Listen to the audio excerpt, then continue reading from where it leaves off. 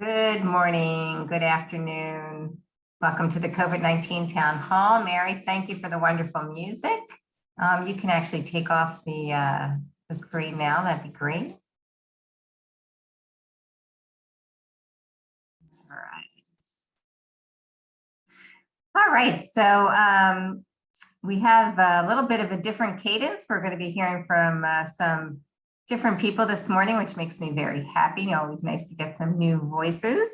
So I'm going to jump right in and pass it over to Sheena, who is going to take us through some opening remarks and I think maybe even a video. And then we'll come back and then go through the agenda again. So welcome everybody, Sheena. Good morning and good afternoon, everyone. I've been given the pleasure to provide today's opening remarks for the COVID Town Hall. Before I begin, I just want to give Baroness Martin, the Values Day Planning Committee, all the presenters, all the award recipients, all the attendees, and the entire RHD organization, just a major shout out for a wonderful, wonderful, wonderful Values Day last Thursday. As I was voluntold to do the opening remarks today, I was trying to think about something prolific I could say, as those who have done it, before me always say something inspirational to kick things off. And of course, I couldn't think about anything. I'm like, what can I say? What can I say? What can I say? And I think the words and the thoughts escaped my mind. I will say this, as we are entering into the holiday season, or into just the season of the end of the year, it's a time to sit back and think about everything we've been through. And for most of us, we're thinking about the last 2 years, everything we've experienced, from the pandemic to civil unrest to just loss in general. I always like this time of year because in lieu of everything we've been through, it's a time to sit back and be thankful and grateful for what we do have. So if you attended the Values Day last week, then you got to hear and witness an amazing piece by Tommy Suggs. For those of you who didn't, for those of you who did, I'm going to share that again with you this morning. I think that piece just shares and embodies everything that I'm feeling, and I think it kicked us off into a great meeting today. So bear with me as I get it together.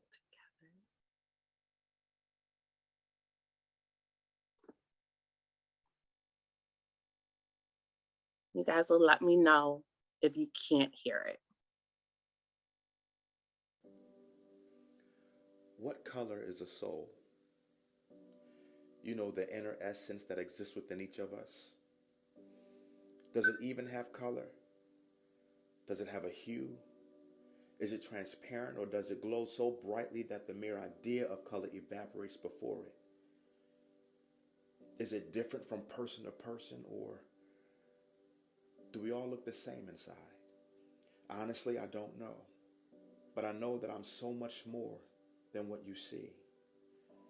I am more than a summation of joints, bones, skin, flesh, and marrow. I am more than the freckles on my face, the color of my skin, and the texture of my hair. I am more than the labels you gave to me. More than the wheelchair I ride in, or the cane that I walk with, or any other supportive equipment I may use. I am endless. I am breath. I am stream. I am river. I am wind. I am wildfire. I am soul. But why can't you see that? Why can't you see me? Why can't I see you? Our eyes are open, but we've been blind. We fight and quarrel just to sit on the peak of a mountain called I'm right and you're wrong. We war with one another, fight one another, all because we're different, even though these differences will fade away. But despite all of that, I still dare to imagine. I imagine us creating a world that is safe and open, infused with integrity, trust, and honesty, where all groups, people, cultures, and nations are empowered to imagine, think, and express creatively. I imagine a world where differences and diversities are celebrated, respected, and included, where our inner vastness could be free to think and imagine on multiple levels, dimensions, and galaxies. I imagine a world where we can serve one another, help one another, a place where we enrich the soil and soul of each other personally, professionally, emotionally, and spiritually. Can you see it? Can you see that world? Wars could end. Hate in its various forms could evaporate. Tears would be wiped. Heads would be lifted. Hearts would be mended and love restored. I know it's been hard. And I know it's been discouraging. I know what we've seen. I know what we've experienced. But no matter what, we must still dare to imagine.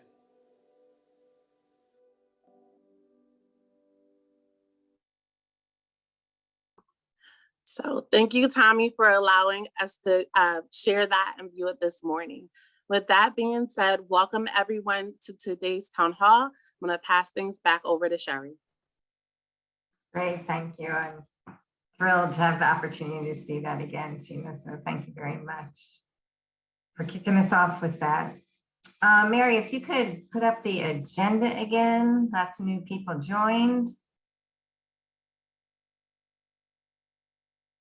All right, so for housekeeping, what I want to point out is we always reference to submit your questions to Your Voice, the COVID-19 mailbox, and the Zoom chat. I do want to let you know today that we don't have access to the Your Voice mailbox. So if you sent something to that, we can't see it. We'll either be able to get to it on the next town hall, or if you feel comfortable, you can send it to one of the other mailboxes. So Mary is going to be checking the COVID-19 mailbox as well as the chat. You can send it to me directly. I will check my phone if I see something coming in, and I certainly will keep who sent it confidential. And you can note that if you want to be sure that it's confidential. All right, so just a little, one little limit to our questions today. So we are lucky to have the COVID Corner again. That's going to be exciting and fun with the holiday gathering COVID protocols. We are going to get an update on the federal mandates and talk about testing, and then opening up for Q&A and then some closing remarks. So we have a few voices that we don't normally hear from, so I'm excited to hear from them. And let me start by passing it to the COVID Corner, Brian. And yep, great, thanks. All right, Brian. Very good. Hey, hello everybody, and welcome to COVID Corner. Now, I have to say, I got to make this short today because I have to get dressed. The farmer said I was going to join his family for dinner. So while we're all here, let's talk turkey about safe holiday gatherings. So if you're fully vaccinated, only gather with your flock who are fully vaccinated as well, and choose virtual events and online shopping. Moderate risk events. If you're fully vaccinated, have a small outdoor gathering or dinner with your family and friends who may be outside your flock and who are of mixed vaccination status. Now, if you are, Brian McHale wearing? If you're not fully vaccinated, don't get cooped up with people from outside your household who are also not vaccinated. Look, be a free-range turkey like me and avoid crowded, poorly ventilated spaces. And if you're going to gather, do it outside. It is way safer.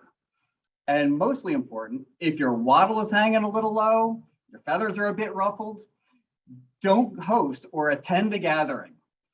Now, don't be a turkey and follow the 4 W's. Remember to wash your hands, watch your distance, wait on large gatherings of mixed vaccination status flocks, and wear a mask. So when I say wear a mask, it means if you are fully vaccinated, wear a mask in public indoor settings where in communities Substantial to high transmission rates exist. If you're not vaccinated, wear a well-fitting mask in public indoor settings or crowded outdoor events where you have substantial to high transmission rates. Now remember to check your email today for our flyer outlining all the ways to enjoy your holidays safely. And lastly, bigger is not always better. Smaller is safer. Take it from me. And with that, I'm going to go finish my lunch. Everybody have a good day. Well, thank you. And the Oscar goes to. All right, let's pass it to Brian Joel to talk us through the federal mandates. Brian? Wow. Yeah, I'm here. Thanks, Sherry. How do you follow such a great COVID quarter? And Brian, that was awesome. So now to talk about legal things. So as we know, we November 5th, 2021, two different departments came up with two distinct mandates, which is tantamount to a mandate. There are regulations that require certain organizations to either to mandate the vaccine, or with the OSHA mandate, or require them to mask up and test weekly. There have been updates with both mandates, and I'll do them separately. As it relates to the OSHA mandate, as I mentioned last week, there have been several challenges to this mandate. And we have now, although it's still on hold, we do know now what court will hear the legality of the mandate. It's been directed to the Sixth Circuit, and until the Sixth Circuit rules on the legality of the mandate is on hold. So we will look forward to hearing and keep our ear close to what's going on with the Sixth Circuit to see what they determine as it relates to the OSHA mandate. But for now, it is on hold. We turn to the CMS mandate, and there have been lawsuits with that mandate as well. However, the court did not rule that there needed to be an emergency stay. This means that the dates are still on, and we have to still abide by them. At least the facilities within RHD that are considered CMS mandated or CMS regulated entities. For now, we know that FPCN is one. That's the only entity or the facility that we can confirm.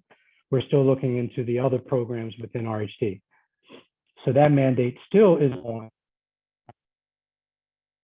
Again, is the only facility that would be required to follow that mandate. We are going to continue on looking into the other programs. I think that's the extent of my update today, Sherry, and I will answer any questions that may be posed after that. Thank you. Okay, great, thank you. Brian, I saw there was a note about testing. Was there anything in particular about testing we were going to share as well, or did you cover? Yeah, you know what, I can talk about testing. As it relates to testing, I just had an update with regard to Philadelphia. I know that there's been some confusion as it relates to the 2 times a week testing for unvaccinated but exempt approved individuals, and I wanted to provide an update with related to the Philadelphia twice a week testing requirement. So since we last talked about this 2 times a week requirement for testing, there has been an update by the city. The city now has cleared up how it would like folks to get tested if they have varying schedules. So we'll start with the fact that if a person works a full work week, they're to be tested twice a week. But then if you have individuals that have varying schedules throughout the week, that's when an analysis needs to be done. And the analysis is based on whether the individual had a test within 72 hours of their scheduled work day. So that means that as long as they have a test that was within the 72 hours prior to their work schedule, that test would suffice. That means that individuals that don't have, that are scheduled on a day that allows for a 72-hour test before they go into work, that one test might suffice.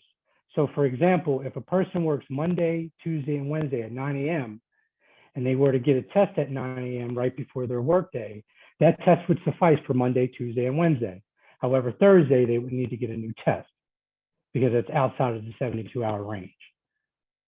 So that's the update that I wanted to give. If there's any further questions, I certainly will answer them. Thank you. All right, thank you, Brian. So that concludes our presentation part of our agenda, and we're going to open it up now for our Q&A. And I do believe we have our first question in there. Mary, I'm just going to read this one out while you check the other mailboxes. So this one is, how's a person supposed to get tested when they cannot afford insurance via benefits to cover the testing? So I could jump in. So if anyone, any RHD employee anywhere across the country is having difficulty with testing, locating a site, if there's a payment issue paying for the testing, please reach out to myself and we will work, talk through some solutions. Great, thank you, Sheena. So Mary, let me check in with you. Do you have any? Do you have any questions? No, no questions yet in the email mailboxes. Okay, and then I'll just read out loud. June put in the mailbox, there are numerous testing sites for free testing. And I think, Sheena, if I recall, you have sent out the list. Yes, there's a list. There's a few updated that will go out as well. This is for Philadelphia specific. Also for Philadelphia specific, sorry, my youngest child is on break this week. For Philadelphia specific, on-site testing at 4700 Wissahickon will be starting very soon. So in the upcoming, probably next week, an update will go out to the Philadelphia area with information and instructions how to register for testing. That testing will be free. And then we'll just have more questions and answers and things around that a little later. Great, thank you. So we're super light on the questions. Mary doesn't have any yet, but as you know, I'm going to say let's do one of those uncomfortable silent moments. Maybe use that to take a nice couple deep breaths in, deep breath out. Sorry, I just got a question, and Yes. I'm just going to pose this to the group because I think it's something Brian J can handle. Excellent. When will we be notified if it is mandated to meet the December 6th test mandate?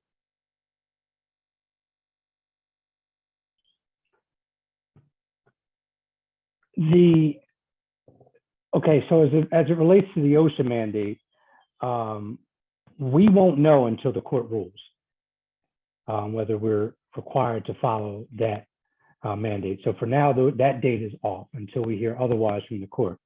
As it relates to CMS's requirement to have the December, it may be 5th or 6th.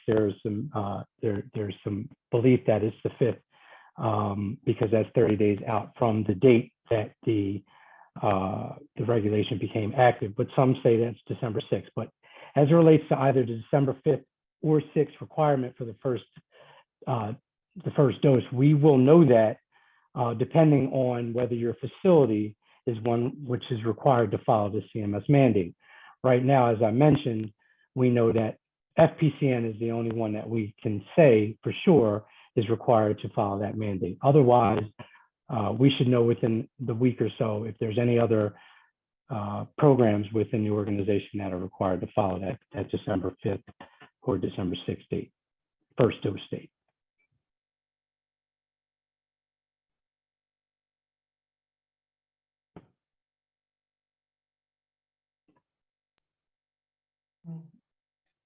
Thank you, Brian. Sure. I'm trying to read your facial expression. Did that answer? That's fine. I see there's another question. I'll let y'all read it, but I just want to ask that person, you speaking in terms of Philadelphia specifically, Aisha? Is that Philadelphia specific?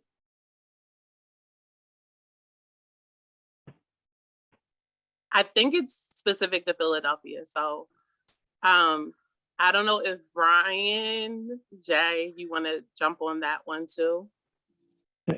So the question is, if an employee has one shot and waiting for the second shot, why can't they follow the same testing protocols in place for employees who have exemptions?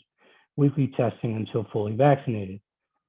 We have asked for clarity from the city, but I believe if you do have the first test, you do continue to follow those testing protocols until you get your second dose. As of today, if you do not have your second shot yet, then it changed a little bit. Right. So now what I did ask, I asked the city this morning, actually, if states, whether they had to continue on testing or what the requirements would be. I'm waiting for that response today. And so for employees working in Philadelphia with questions, you can also put them in the chat, and you can reach out to me as well. We have a meeting this afternoon with the Philadelphia program leadership. So hopefully by this afternoon, we'll have some more updates, and I will invite Brian to see if he's available for that meeting as well. I also want to acknowledge that there was a comment in there about someone who went to a few, I think, of the testing sites and they were not free. And what I would ask is that person let us know so that we can update our records to accurately reflect what is free and what is not. I don't know, Sheena, if you have anything you want to add to that. Nope, that everything you said is correct. So if you go somewhere and you have just updates about the procedure, the policies, just please reach out. You can reach out to myself. You can reach out to me just so we can update that. And vice versa, if you go somewhere and you find a site that's not listed, reach out to me as well if you want to share, so we can update that so our employees can have access to that as well. So And what can I just add one last thing? So that these last few questions have been very Philadelphia specific, but outside of Philadelphia as well, if you have any testing, vaccination concerns, any updates with specific sites like, hey, this place is really great for testing, please reach out to me as well, because this is something that we are starting to develop as well. So something for each region, information for each region. So the only thing I was going to jump in and say, Sheena, is as it relates to the last question regarding the first shot and the second shot, if the individual was already an existing employee at the time that they were supposed to get the first shot on October 22nd, they were then supposed to get their second shot by November 22nd. If they did not, they are technically not allowed to work. And I believe we have what we're going to do in that case. What I was saying in terms of asking for clarity from the city, it's related to anybody that was a new employee and a person that decided to get the vaccine after they had an approved exemption. So that's just to be clear.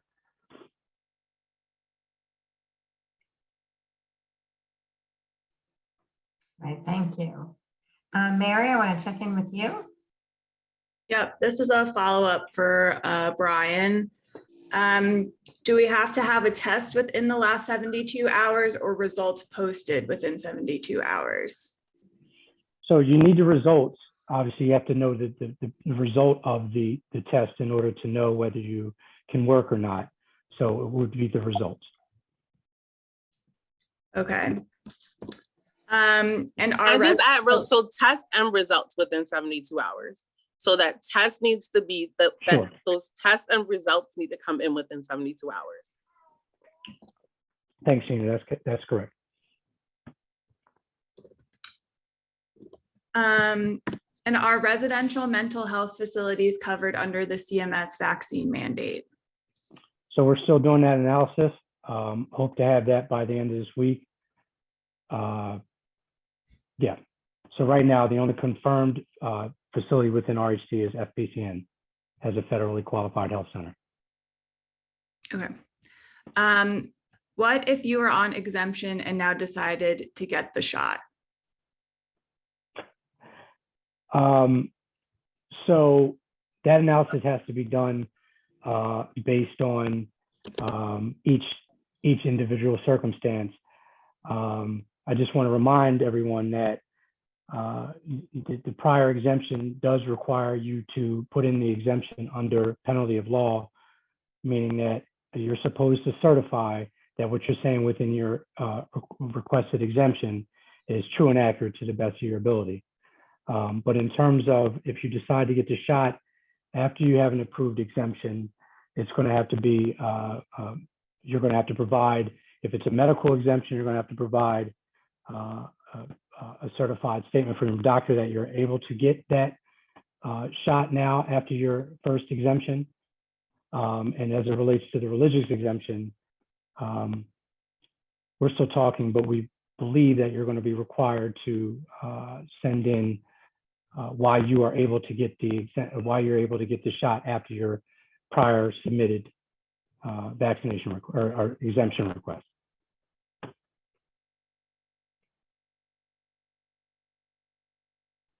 Okay, thank you. How does exemption work for staff that are only on call? Do they need to get tested weekly? So I don't know what on-call means. I don't know if they ever have to go into the facility. So yeah, so it's a person who will be working, I believe, Ashley, and I'm talking for you, that it is someone who's working at a program in a facility, but they don't have a consistent schedule. So maybe they're not working every week. Maybe they're not working Monday through Friday, Monday through Friday. It's as needed. So then what would they would just, if assuming this is Philadelphia, I'm not sure if this is Philadelphia or not, but assuming if it's Philadelphia or not, as long as the person, when they do come into the office or have any contact with staff or patients or participants, they would have to have a test or results within 72 hours.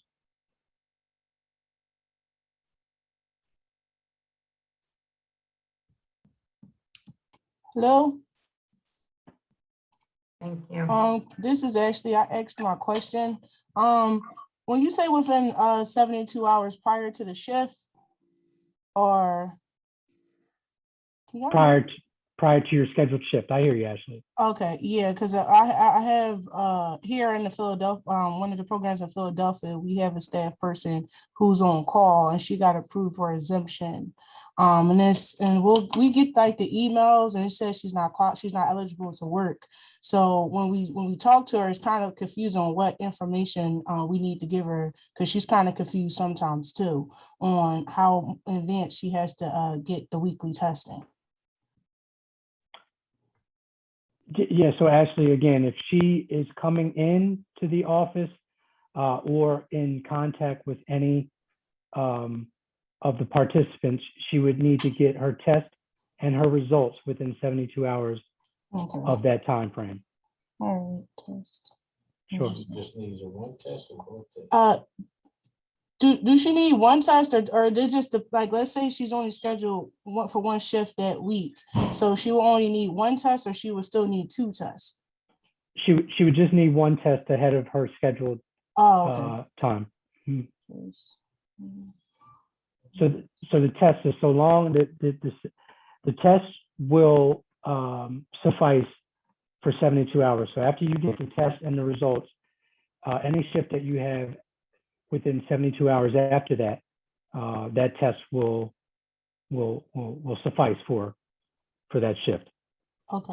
All right. So Ashley, and to anyone else in the Philadelphia area, or I guess anyone under testing requirements, if you have questions about the eligibility of a staff to work, if you feel like, oh, they've done everything they need to do, why are they still coming up ineligible? Please email your regional director, and your service line director. That way they can look at everything to see if there's something that was missed, see if there's something that needs to be changed, and then if need to go upward to try to resolve the issue. There's one. Excuse me, Shayna. Hi, I just have a question about how they're doing the ineligibility list or the testing results. If they had the last two test results versus just the last test result on the report, it would be so clear to look at it and see what the problem was. now I look at it and I see the last test result, but oftentimes don't know what the test was prior to that. So, Yes, you know. yes, Akron. And that was something that we discussed at the last Philly UD meeting around vaccinations. So that's something that we are, possibly looking into, just on the back end on how the forms are created, on the how they're built.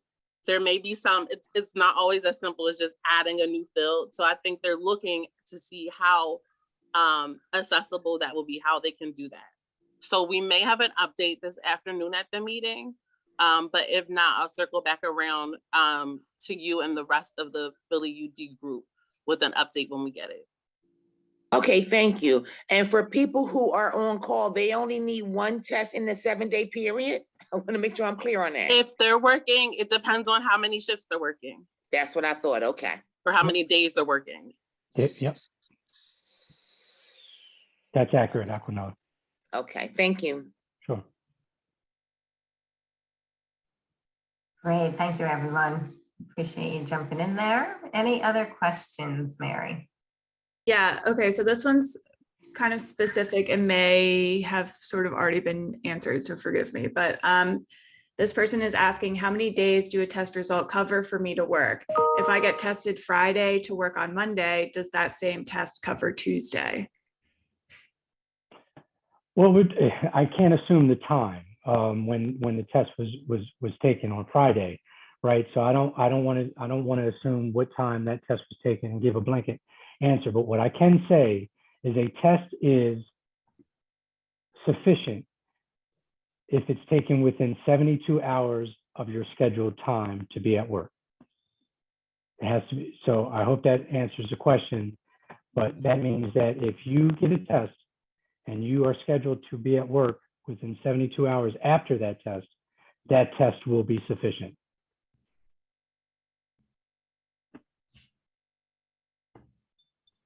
Okay, so this person is saying, so I would need to take another test on Monday and that would cover me until Thursday. Again, it just depends on the time. I don't want to make a blanket statement, but again, we just have to remember that the test is good for 72 hours, if you will. After your test, if you work within 72 hours after that test, it will suffice. Okay.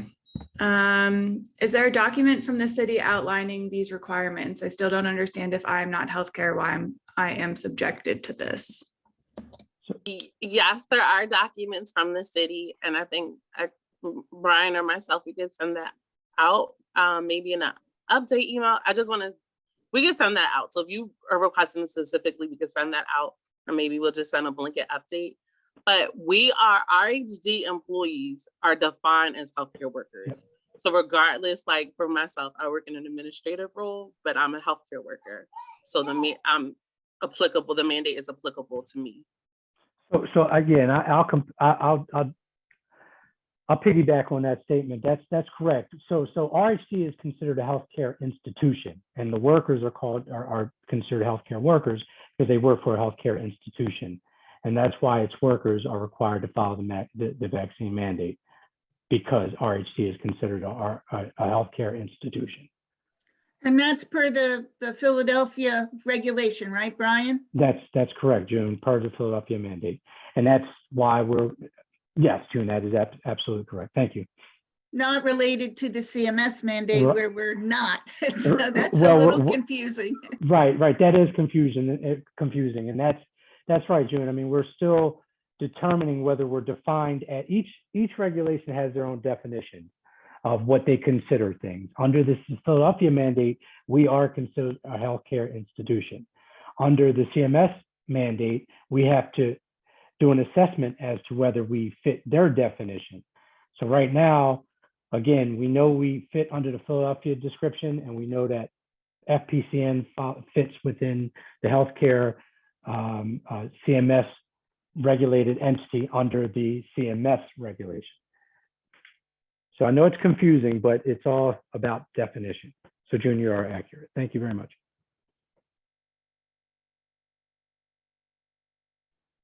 Thank you. Mary, any other questions?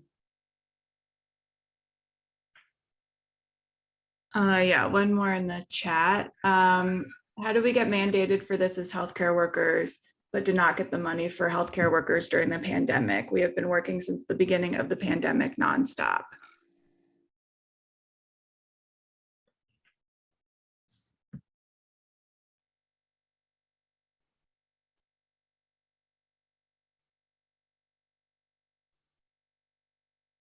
Can somebody answer that, please? And Brian, I don't know if you can help us out with that.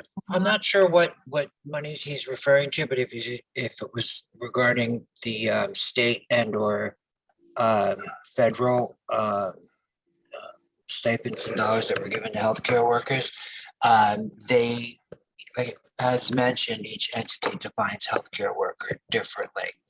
So if it was City of Philadelphia dollars, then it would apply. But I know that many of those incentives came from either federal or state. Yeah, you know what, and yeah, I think that's a great answer. Thank you, Gary. I mean, I don't know specifically from the question what healthcare pandemic money we're referring to, but I would have to know that in order for me to give an accurate answer. But I do agree with Gary's statement.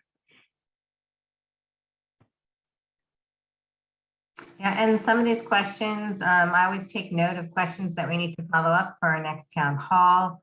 We don't have all of our executive team staff here who were involved in some of these nuances. They're not able to be with us today. So I noticed Amy put in there that Alicia, that there are some things that might be a response we need from Alicia. So we save the chat and we make sure to follow up with these items.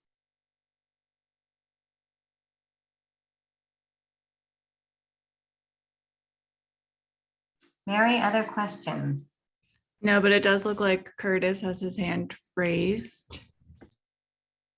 Yes, I just had a follow-up question with Brian in regards to the 72-hour testing. So if we have a staff that tested on Friday, I'm just trying to get clarity, and they're uploading the results, you know, because sometimes it takes 2 to 3 days to get the results by the 12 a.m. Monday requirement. How many days does that cover for them to work?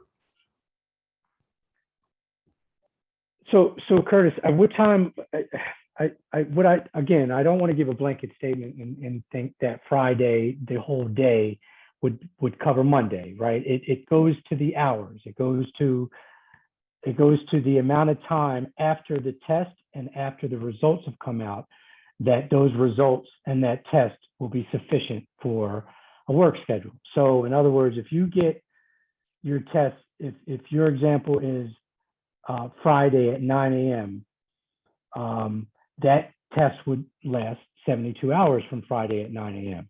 So that would be Saturday, Sunday, and Monday at 9 a.m. But it would expire at 9:01 a.m. on Monday. Does that make sense? Yeah, I got that. So okay, I think it's just difficult because I know with staff, you have staff that it takes a couple of days to get the results. And you have to have the results into the RHD system by Monday at 12 a.m. Okay. To be able to work that Monday. But if you got a person that's a full-time staff who works Monday through Friday, I'm trying to see what they need to have to get another test either that Saturday or Sunday, because if they get tested Sunday, they probably won't get the results until maybe Tuesday or Wednesday. It's just the weekend gap that kind of affect things for that Monday, with the results having to be updated in the RHD system by 12 a.m. So in order for a person to have, you know, the time frame to get their results, they would have to get tested that Friday to have it in by 12 a.m. Monday. I understand, and maybe we need to have some folks that are more inclined to understand the systems in terms of uploading and whatnot, in terms of time, answer, or at least provide some insight. Because you're right, Curtis. I mean, again, in terms of the amount of time that can go by between the test and your shift is 72 hours. But it sounds to me that there's a delay, if you will, in the uploading of the system. Would that be accurate? It's just a delay with receiving the results for the weekend, that just the Okay. weekend, and have it and the requirements that we have for RHD with having it in the system by 12 a.m. on Monday. I see. So Curtis, I'll just jump in. So we began to discuss that because it's come up. So let us talk offline, legal, I think with IT and the other folks from Philadelphia, talk offline about this and then come back maybe next week or the next town hall, if not before that, with an update around that. Okay. So I don't want to misspeak. Right.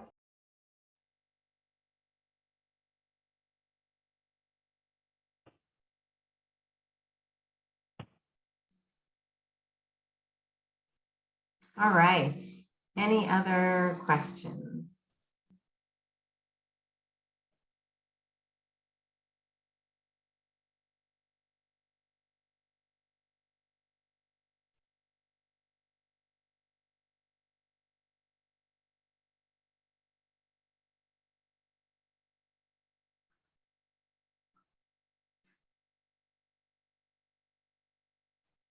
We do have a question, I think, repeated in the chat again.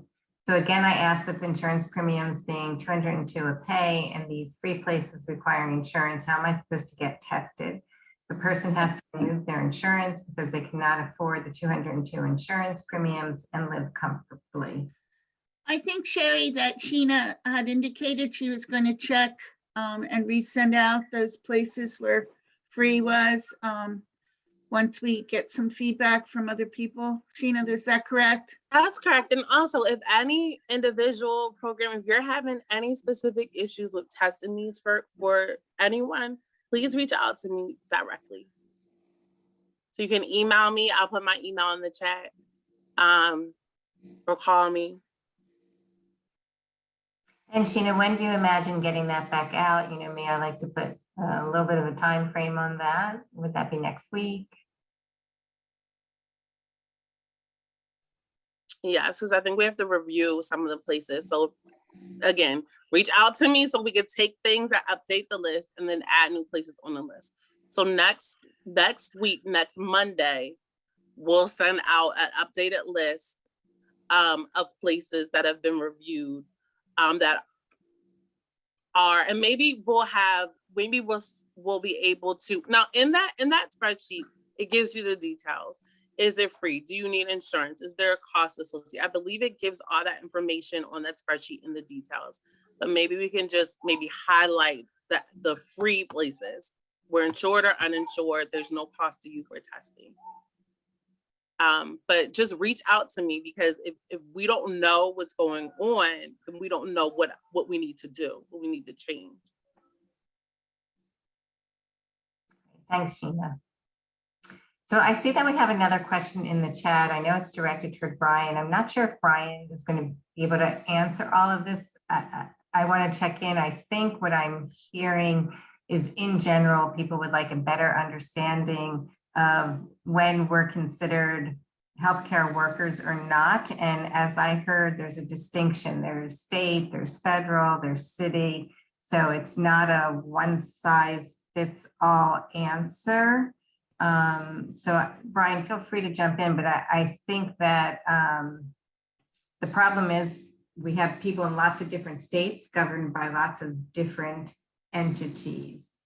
So we can answer the question to our best of our ability today. And again, I'll be saving the chat.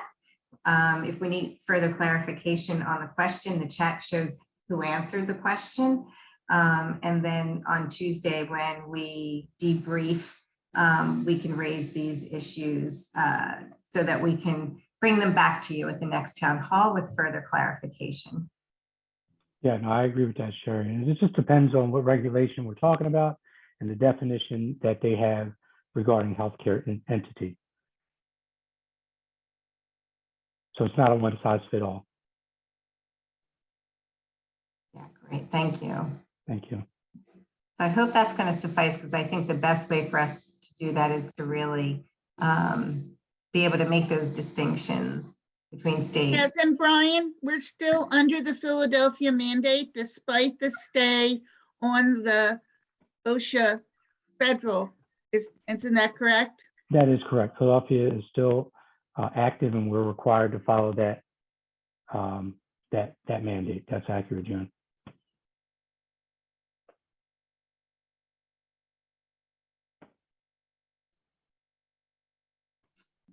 So Sheena, there is one more question there I think that you might be able to answer, which is maybe to help RHG staff resolve testing concerns, at least in Philadelphia. When will 4700 be starting testing on site, and how often in the week?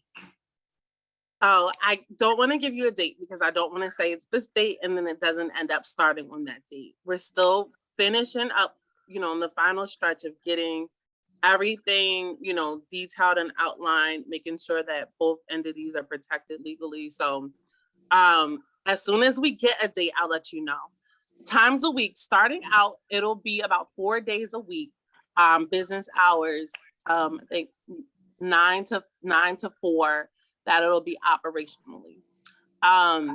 Now this will be assessed if there's, a decline, if we find that, staff aren't coming, we're not getting anyone between these hours, then it may change. If we need more days, if we need 5 days a week and different hours, we'll assess that, reassess that as well. What was I gonna say? So last week on the town hall, we mentioned a survey that was gonna go out. We had to scale back since we're gonna do something nationally. We had to reassess the questions and, kind of change them up a little bit. For Philadelphia specifically, I'm gonna send that survey out after the meeting. So if you get that survey, please answer it because it helps us understand these needs. How many days a week? Which times of the day do you need the testing? So we can have it set up to meet the needs of our staff.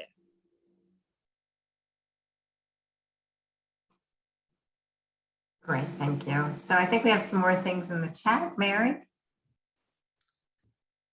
I don't necessarily think the problem is testing. It is the insurance premiums. Was it addressed how premiums went high and copays remained? Also, is there a follow-up on the employee choice and salary review brought up earlier in the year?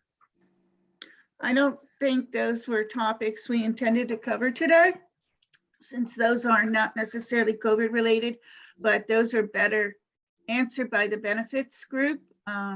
Not too sure if there's anybody online here, but I'm sure.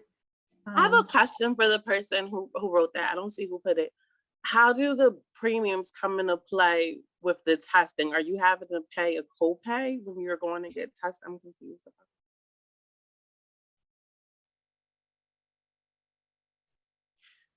Yeah, that might be better addressed by getting out the free places. If someone needs a free place, regardless of whether you have insurance or not, those testing places are supposed to be free. And it does say that in the information that was sent out before. The the clinics that are run by federal money.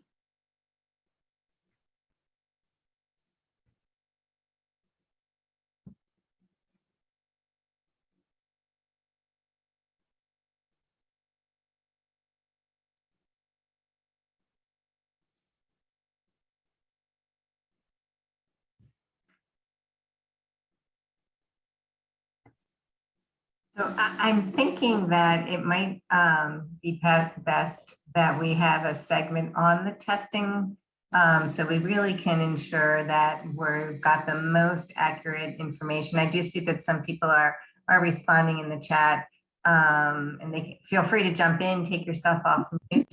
But this is indicating to me that we need, real clarity, more clarity around testing.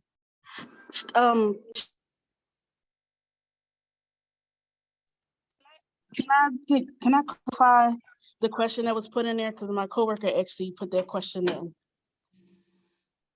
Yeah. Okay. So basically, the problem is going back. It goes into my question that I put about the these places needing us to use our insurance for these free. So they're saying that it's not necessarily free. You have to use your insurance. The problem is these premiums are now eating up our checks. So we can't even really afford to do anything outside of barely making it with our bills and if we have to pay for these tests to get these tests done during the week, because no place is actually really free. So a lot of it, these $202 premiums, and in my case, or in some cases where they have a dependent and they have $500 coming out of their check, and they can't, then that's each check, not for the month. It's unaffordable. And if this is what we have to use to get tested, and then, you know, the insurance is only going to pay but so many times for you to get tested. It's just not affordable.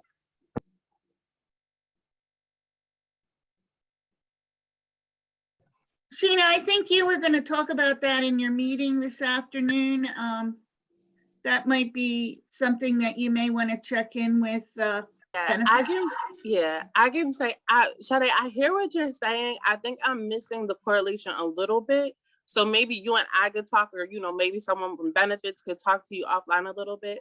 I will say this, for the testing that will be happening at 4700 Wissahickon, it is free. They use your insurance. If you're uninsured, it goes through CARES Act. You won't be billed at all. There's no additional cost for the testing. So you can test as many times as you need. It's covered. So if you have insurance, it's covered. If you don't have insurance, it's covered. For this particular testing site. But maybe you and I can talk through some other, until this site is up and running, some other sites in the area where it is truly free testing. Yeah, I think some insurance companies are limiting the number of tests they're covering. So that could be an issue, and I'm not too sure who they are and whether or not that's the same carriers we have. So that might be a good question to pose to the benefits group.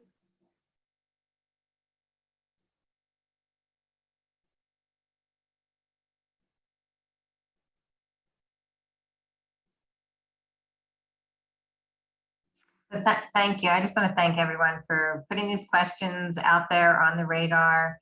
We're learning as we go, as not just a company, but a country. So these are important issues. We want to hear them. We want to understand them. We want to be able to respond to them. So thank you.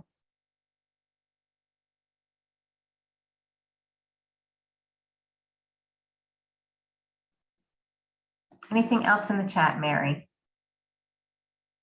We have a vaccination question. Yes, now is the time to ask.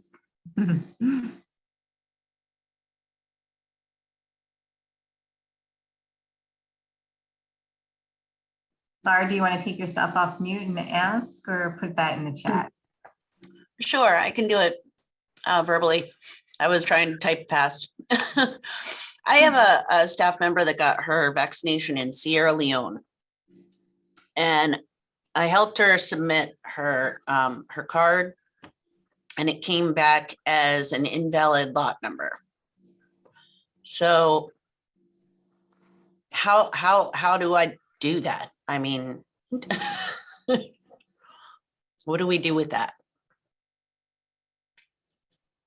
Is it invalid just because it was in Sierra Leone and we don't have access to what their lot numbers are, or is she considered unvaccinated?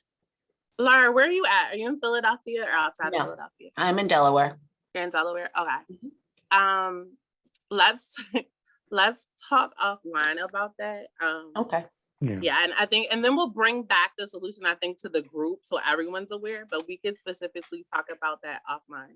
Okay. So yeah, if you want to shoot me an email, and then I'll just make sure that the appropriate people get that as well. Will do. Thank you.